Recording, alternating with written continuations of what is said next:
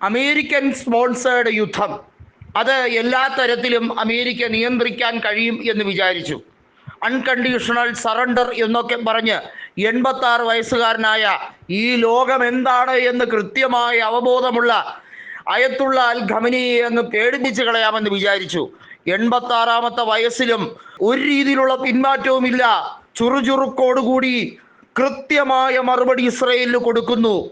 അയത്തുള്ള അൽ Khamenei എന്താണ് എന്നും എങ്ങനെയാണ് പ്രതികരണമെന്നും കൃത്യമായി ഇപ്പോൾ യുദ്ധവറിയനായ നെതന്യാഹു മനസ്സിലാക്കി കഴിഞ്ഞിരിക്കുകയാണ്. നെതന്യാഹുവിൻ്റെ കച്ചവടം പൂട്ടുകയാണ്. ആയുധം കയ്യിലെടുത്ത നെതന്യാഹുവിന് ഇനി ഒരു രീതിയിലും സമാധാനം കൊടുക്കില്ല. ഇസ്രയേലിനെ ഈ ഭൂമുഖത്തു നിന്ന് തന്നെ തുടച്ചു നീക്കാനാണ് ഇറാന്റെ പദ്ധതി. അതിന് റഷ്യ എല്ലാ രീതിയിലും പരിപൂർണമായ പിന്തുണയും കൊടുക്കുകയാണ്.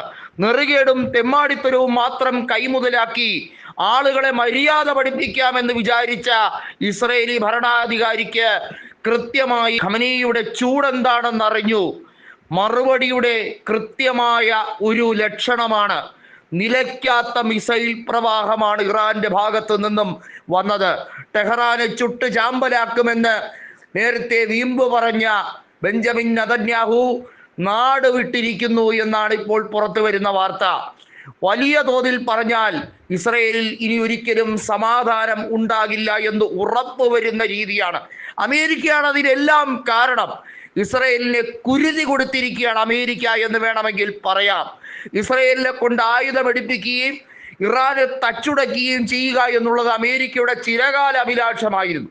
അതിനുവേണ്ടിയാണ് ഈ രീതിയിൽ, അതായത് ഹമാസുമായി യുദ്ധം നടത്തിക്കൊണ്ടിരിക്കുന്ന ആ സമയത്ത് തന്നെ ഒരേ സമയത്ത് കൃത്യമായി ഇറാനെതിരെയും പ്രഹരം നടത്താൻ ഇസ്രയേൽ ഇപ്പോൾ മുതിർന്നത്.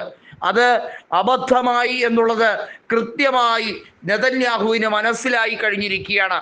ക്ലസ്റ്റർ ബോംബുകളും അതുപോലെ തന്നെ ഭൂഗർഭാറകൾ തകർത്തെറിയുന്ന അമേരിക്കയുടെ പ്രത്യേകമായിട്ടുള്ള മിസൈലുകളും എല്ലാം സഹായമായി നൽകാമെന്ന് പറഞ്ഞെങ്കിലും ഇപ്പോൾ അതൊന്നും കൃത്യസമയത്ത് കിട്ടാതെ ആയുധം പ്രയോഗിക്കാൻ കഴിയാത്ത അവസ്ഥയിൽ നിൽക്കുന്ന ഒരു സാഹചര്യമാണ്.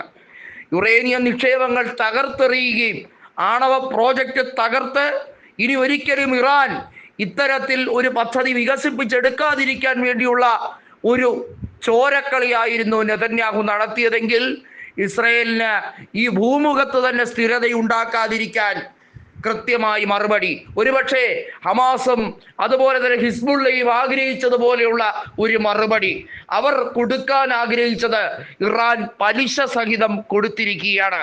ഹമാസിനെയും ഹിസ്ബുള്ളയെയും ചൊറിഞ്ഞതിന്, കൃത്യമായി പറഞ്ഞാൽ ഫലസ്തീനുകളെ നശിപ്പിച്ച് നാശോന്മുഖമാക്കി അട്ടഹസിച്ച നെതന്യാഹുവിന് കണക്ക് തീർത്തിരിക്കുകയാണ് ഇറാന്റെ പരമോന്നത നേതാവ്.